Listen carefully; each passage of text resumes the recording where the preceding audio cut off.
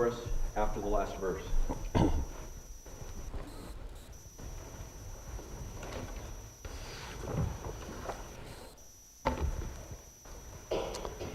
Well, good morning, everyone.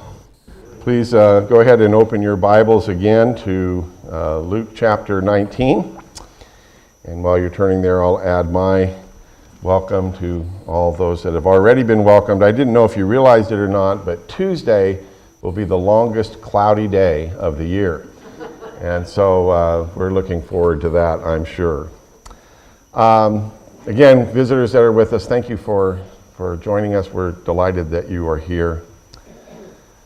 Last week we discussed in our monthly study of the life of Christ found in the Gospel of Mark about the healing of the blind man named Bartimaeus. Of course that took place outside of Jericho. And this week, as we promised last week, we want to discuss the other event that takes place in Jericho that Mark does not record for us. Last week's lesson was Jesus in Jericho, the final miracle of mercy. And this week's is Jesus in Jericho, the final gift of grace. And I realize that there's going to be more mercy and more grace in the life of Jesus, but this is before he goes to Jerusalem, and that's how I'm defining final for us. Thank you, Randy, for reading that ahead of time. I wasn't going to read it, so he took that out of my responsibility. We are going to look at it verse by verse towards the end of the lesson, and as we do an exposition of this. This is a well-known story, the story of Zacchaeus, that is only found in the Gospel of Luke. And every child who ever attended a preschool Bible class knows that Zacchaeus was a wee little man, and a wee little man was he.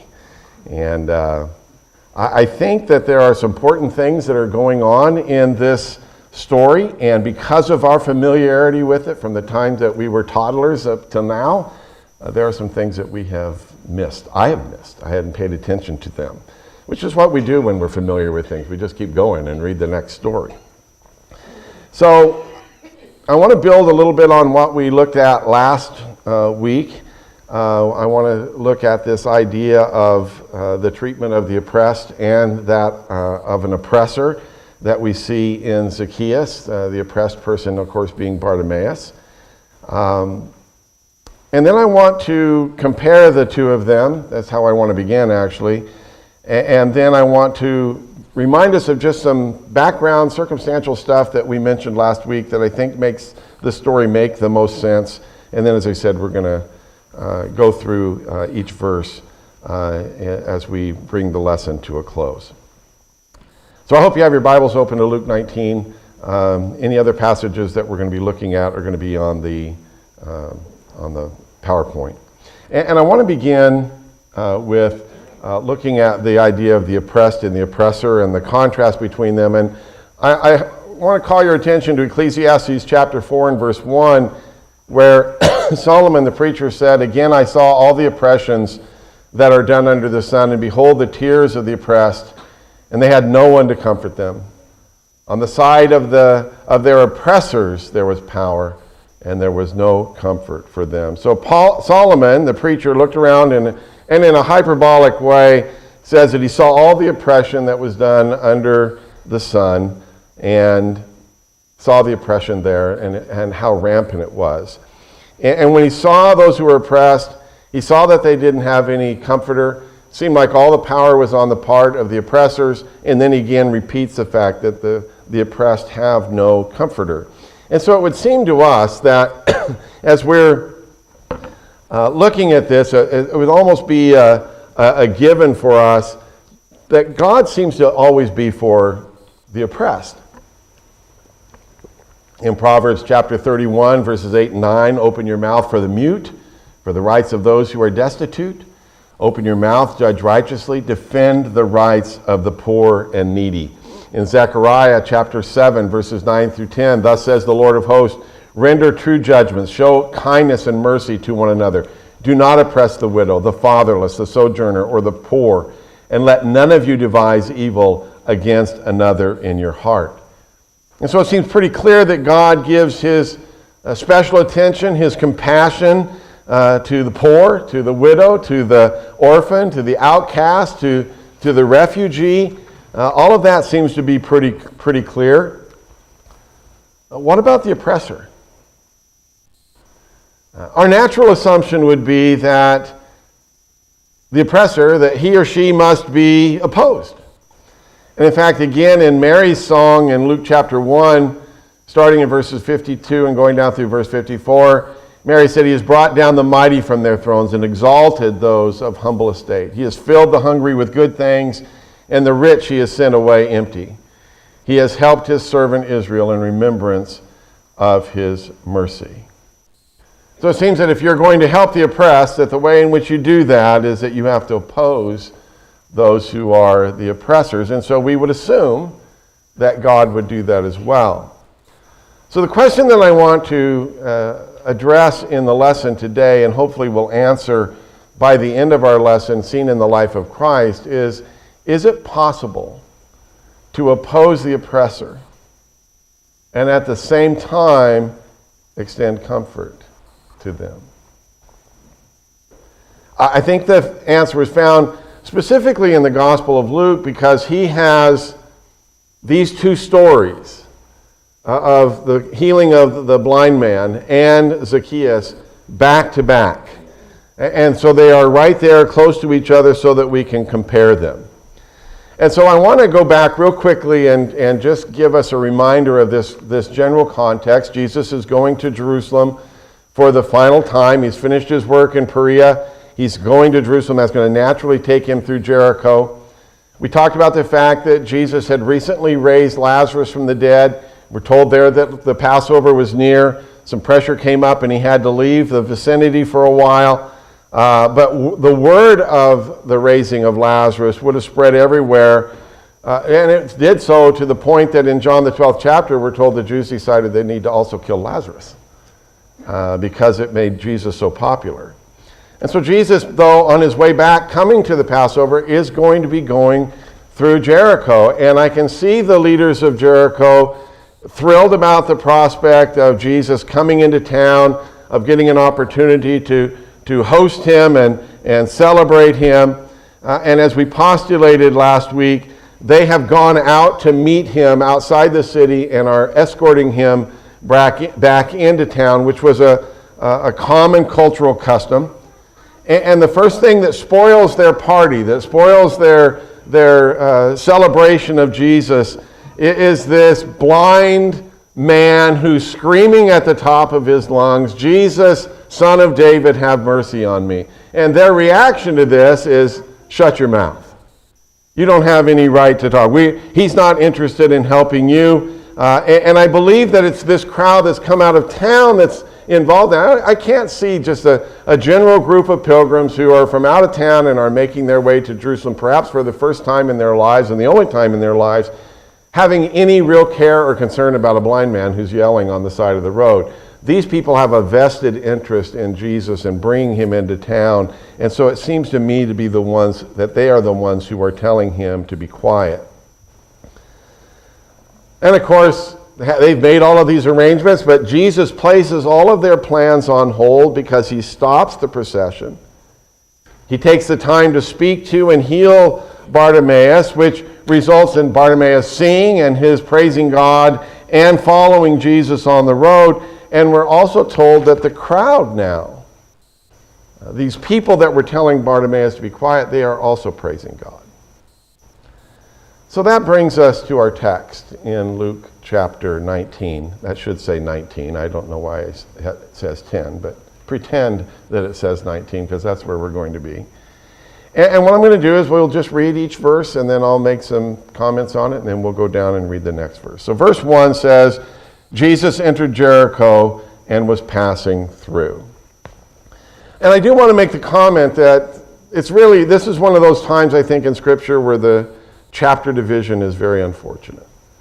Because it seems like we were moving to a different event, and this is just same exact event that we just finished up with at the end of Luke 18.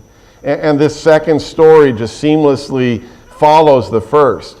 Jesus has healed Bartimaeus outside the city. Now he's getting ready to enter the city. But I want you to notice that what it says in verse 1 is that Jesus intended to pass through. He has no intention of staying in Jericho. He's heading on up to Jerusalem. He's probably heading to Bethany to stay with his friend Lazarus and his 2 sisters. And so rather than accept the hospitality of the city fathers and leaders there in the community, he indicates his resolute intention to pass right on through Jerusalem. And I can only imagine the disappointment that these people in Jericho are feeling because Jesus doesn't intend to stay and is, in essence, canceling their plans.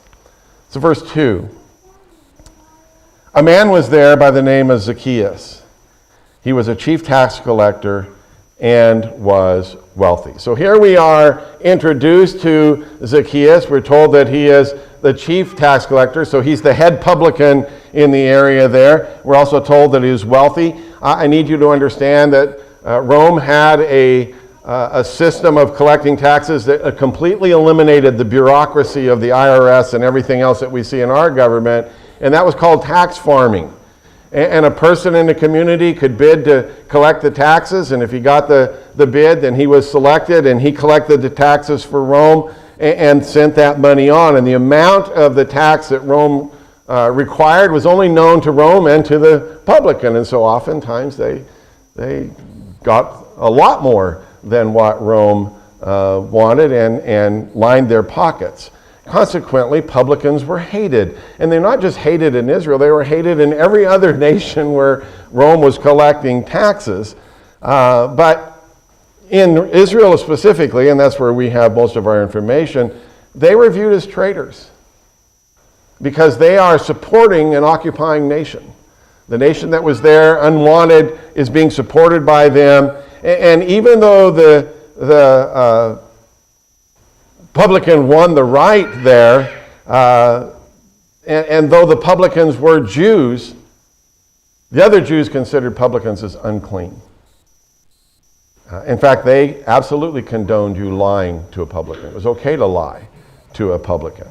And you're probably familiar with the phraseology that was common in that day of 2 people that were gathered, that were put together in company, and that is tax collectors and sinners. They were viewed as the same.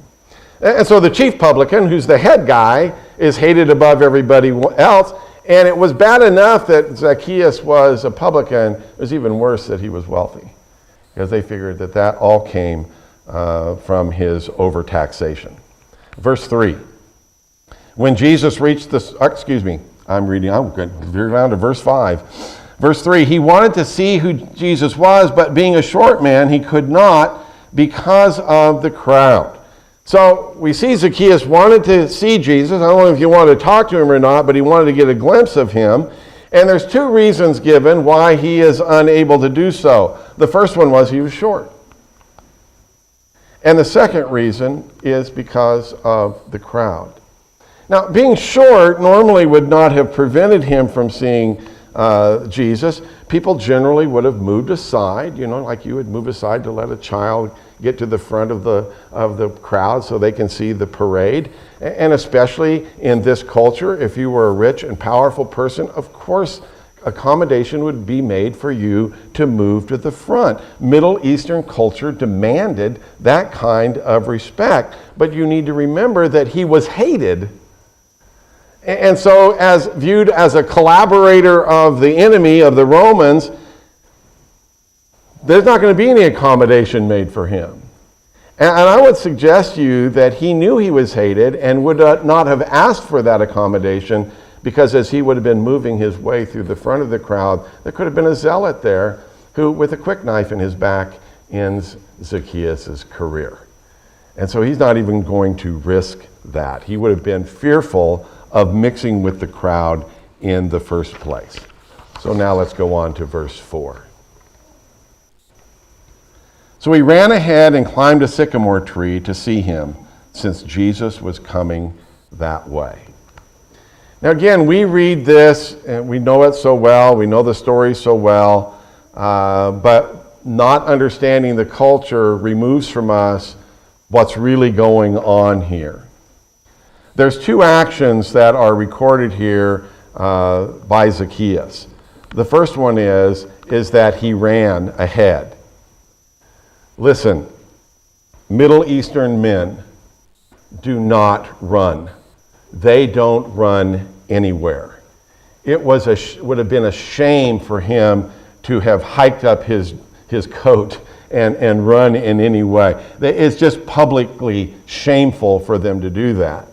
And the second thing that he did is that he climbed a tree, which is something, again, rich and powerful men don't do. Even in this day and age, I read an account of an ambassador that had a tree in his backyard and he was climbing it in the Middle East there, and they just looked, what in the world are you doing up there? It's just not something that you did. You don't do it for parades. You don't do it for any events anywhere. And so these two social actions that Zacchaeus was very well aware of were shameful acts. He did anyway because he wanted to see Jesus, which is why I believe we are told that he ran ahead of the crowd so they couldn't see him running, and why we are told that it was a sycamore fig tree that he climbed. This is the only time that this species of tree is actually named. And this is the picture that we have in our Bibles and storybooks of Zacchaeus sitting out there on the limb and everybody walking by. That would never have happened. That right there is just the epitome of shame in this culture. Let me show you what a sycamore fig tree looks like. They are low, they have a low profile, and I don't know if you can see these people right here. Those are children. They're small children. And because of the fact that they are so low growing, short people can climb them. Okay?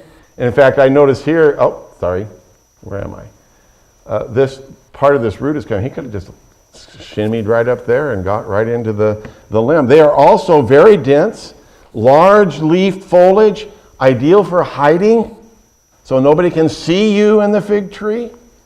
And the spreading branches go out over the path so that you can go out there and get a bird's eye view of anybody that would be passing underneath. And he chose this specific tree as it was in the path of Jesus. And there's something else that's important about this, and that is that the size, shape, and nature of these fig trees, in fact, even the species is mentioned, Jewish law custom did not allow these to be grown or to remain inside the city. In fact, they were only allowed a distance outside of town, and I will read from you now from the Mishnah, Baba Batra, chapter 2 and verse 7. It says, one must distance a tree 25 cubits from the city, and in the cases of a carob tree and of a sycamore tree, which have a great many branches, they must be distanced 50 cubits outside of city. So they had this, they could only be 160 feet from the city, outside the city. Zacchaeus then chose a tree that was low-lying and spreading and easily climbed with a very dense foliage outside of town, hoping that perhaps the people, the leaders and such that are in Jericho, when they see Jesus is heading out, aren't going to follow him. And so there's going to be less opportunity for people for him to be exposed, his shame to be exposed to the crowd. It was also one that he could easily hide himself in, as well as provide for him an excellent glimpse of Jesus as he went by. Verse 5. When Jesus reached the spot, he looked up and said to him, Zacchaeus, come down immediately. I must stay at your house today. So first I want you to remember what we said in verse 1 is that Jesus was passing through. He had no intention of staying in Jericho. Don't forget that. He wasn't going to stop there. He's heading to Jerusalem. Again, the local leadership must have been very disappointed with that. I can see them even trying perhaps to convince him, it's too far. Stay the night. Stay with us. And so the scene at this sycamore tree outside of Jericho needs to be viewed in that light. And the thing that I see the most here is that the best laid plans of men don't work. The leaders of the city, the people that wanted to celebrate Jesus and have him stay with them, Zacchaeus' plan to see Jesus without being seen, both of those failed. Both of those failed. When Jesus arrived at the spot, and I think that's the spot where Zacchaeus was hidden, Jesus saw him. And how did Jesus know Zacchaeus' name? Well, let me speculate here a little bit. You follow along, decide if this makes sense. I believe that at the time that Jesus saw Zacchaeus, probably when he looked up there, the crowd saw him too. This crowd of people who hate publicans and hate Zacchaeus most of all, I can just hear them starting to harangue him up in the tree. At last, the polecat has been treed. Look at Mr. High and Mighty up there in the tree. I mean, every kind of epitaph and slander that they would have wanted to make all of the other times but could not because it might come back on them in tax collecting. Here they are in this crowd. They can do their cat calls and not be identified, and they've let loose. And Jesus, in his characteristic way, intervenes. Now again, if you think carefully, we might expect Jesus, who comes to the aid of those who are oppressed. Jesus is here surrounded by a crowd of people who have been oppressed by Zacchaeus. And that just as he took the side of Bartimaeus, he would take their side. And so they might expect him to say, Zacchaeus, you collaborator, how many years have you oppressed these good people with your heavy taxes? And in the process, you've betrayed your people, you have betrayed God. Zacchaeus, if you will quit your job and repent and go with me to Jerusalem and go through the ceremonial cleansing and then return here, then the next time I go through Jericho, I will stay in your newly purified house. Now we know that that's not what Jesus said. Jesus said, Zacchaeus, come down immediately. I must stay at your house today. And again, we are so used to the story that we don't stop and consider the fact Jesus had no intention of staying in Jericho. He was passing through. And then he invites himself to stay at this man's house. Verse 6. So he came down at once and welcomed him gladly. That's great news for Zacchaeus. And he gladly came down immediately and welcomed him. Not welcomed him to the foot of the sycamore tree, but welcomed him to his home where they then went. Verse 7. All the people saw this and began to mutter, he's gone to be the guest of a sinner. Now you'll recall that we had the crowd's reaction to Bartimaeus in the previous story. They too were at first hostile to him, and then when Jesus called him, they were just so cloying and syrupy. Oh, get up, cheer up, the Lord's calling you and all of that. And Jesus' mercy that he showed to Bartimaeus resulted in the crowd praising God. Here too we have a reaction by the crowd. And if we're correct with the initial reaction of this group of people towards Zacchaeus, and it was abject hostility toward him, we'd already seen that they have shut him out. They won't allow him to get to the front so that he can see Jesus. It's only going to be worse here at the foot of the sycamore tree. And here Jesus shifts their hostility that they had against Zacchaeus and makes it come to himself. They are muttering, they are murmuring, not against Zacchaeus here in verse 7, but against Jesus. He has gone to be the guest of a sinner. Listen, Zacchaeus' house would have been considered to be defiled if you sat on his chairs, if you ate at his table, if you slept in his bed. Jesus would be ceremonially unclean and need to cleanse himself before he could ever participate in the Passover supper. And he has unbelievably chosen Zacchaeus over all of their most gracious offers and pure homes to go home and be the guest of Zacchaeus. I want you to understand that Jesus gave mercy to the oppressed here, or earlier to the oppressed with Bartimaeus, and now he is showing grace to this oppressor. And in doing that, he does not endorse the oppression of Zacchaeus, but he also doesn't ostracize the oppressor. He doesn't ostracize Zacchaeus. In fact, what he does, and this is probably the main lesson here, is instead he loves him. He loves Zacchaeus. Zacchaeus is the lost sheep, and Jesus is the shepherd who has found him. You're going to bring him home. And Jesus did go to his home. Verse 8. But Zacchaeus stood up and said to the Lord, "Look, Lord, here and now I give half of my possessions to the poor, and if I have cheated anybody out of anything, I will pay back 4 times the amount."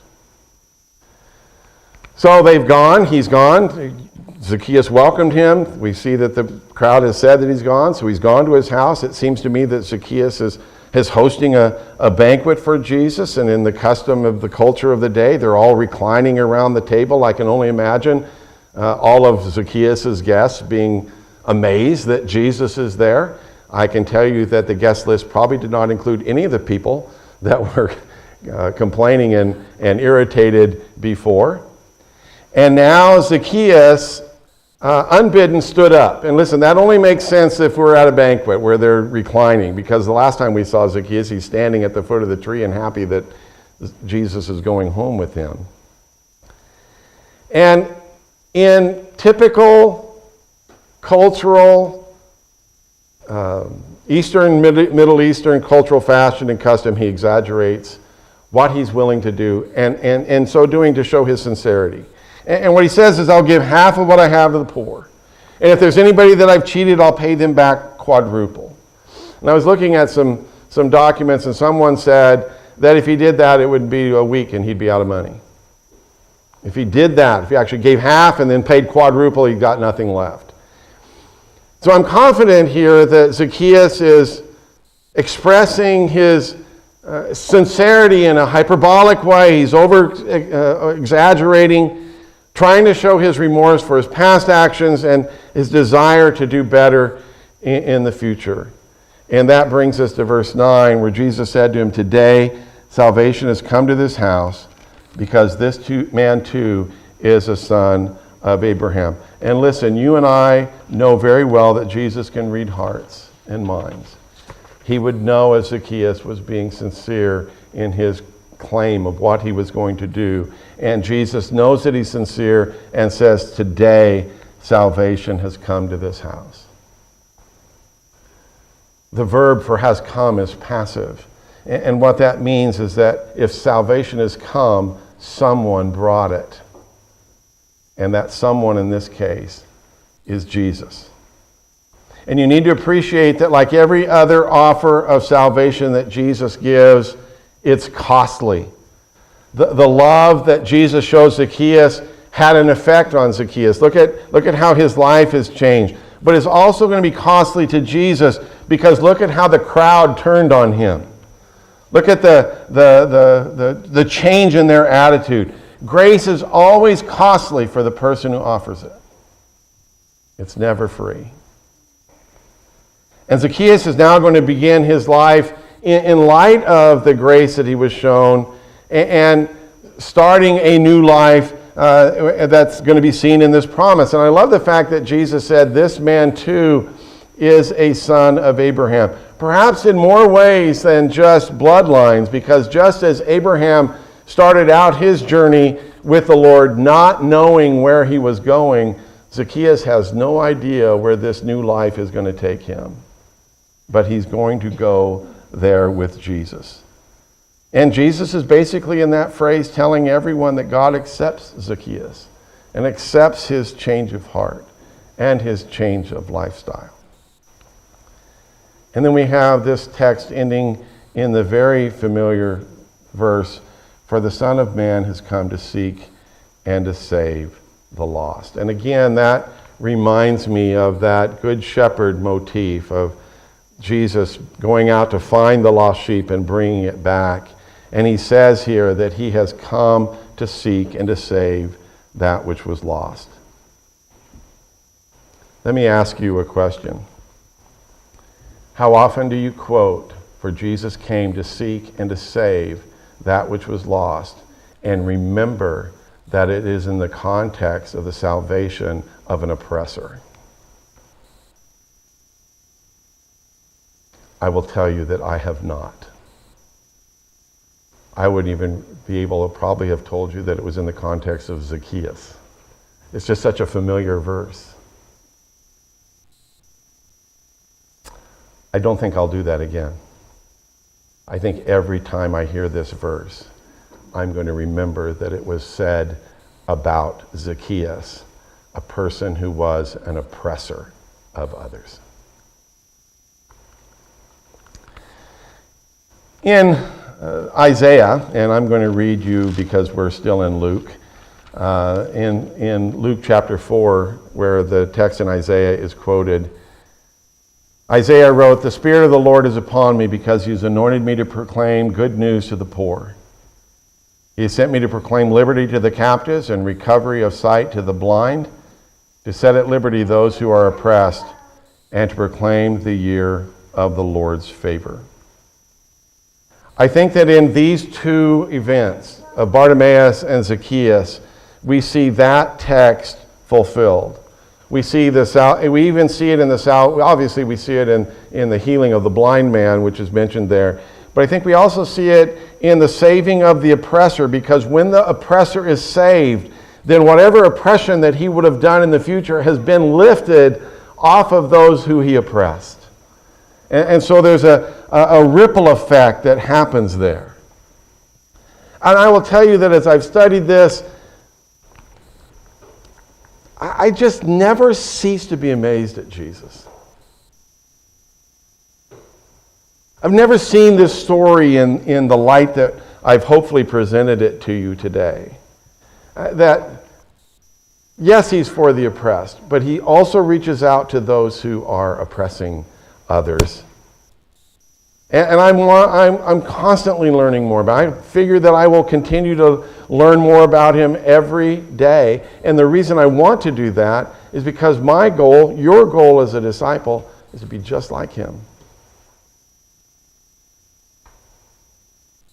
And the bottom line is this, that no matter what your status is, whether you are oppressed or you are one who is the oppressor, Jesus can save you. And it's proven here in this case of Zacchaeus. Maybe the ultimate example of that is Jesus reaching out to a man by the name of Saul of Tarsus, who describes himself as the chief of sinners, who was saved by the Lord. It doesn't matter who you are. Jesus can save you. And maybe going along with the invitation song that Randy selected for us, we need to make sure that we're not planting God's seed in just a few hearts that we think might be open to it. We need to sow the seed. We need to broadcast it. And yeah, it may fall into the heart of an oppressor. Great.